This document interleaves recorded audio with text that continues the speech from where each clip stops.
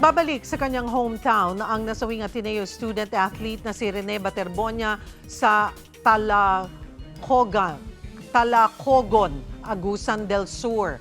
Hindi maiwasang malungkot ng kanyang mga kababayan sa pagkawala ng itinuturing nilang Mr. MVP. Para bigyan ng mukhang balita, Mobile Journal, Ivan Tarinque. Magkaalas 2 sa madaling araw nang dumating dito sa Talacogon Municipal Gymnasium ang mga labi ng rising basketball player na si Rene Baterbonia. Dito pansamantalang ilalagak ang kanyang mga labi bago ihatid sa kanyang huling hantungan sa June 24.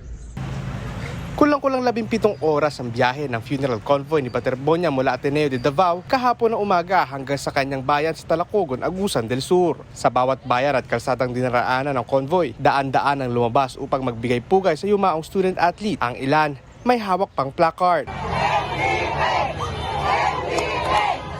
Pagdating ng convoy sa Talacogon Municipal Gym, sumalubong ang isang malaking larawan ni Baterbonia at iba pang memorabilia sa labas ng gusali.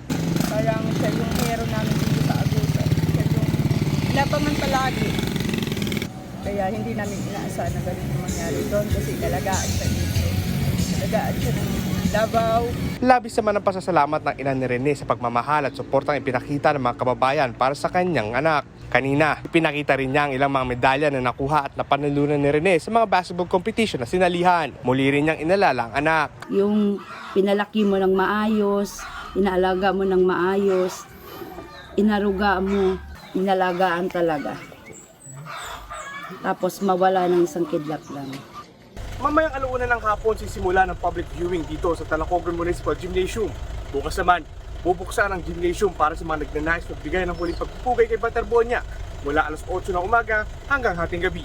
Mga kapatid, Mobile Journal Ivan Tarinque po, hatid ang muka na balita.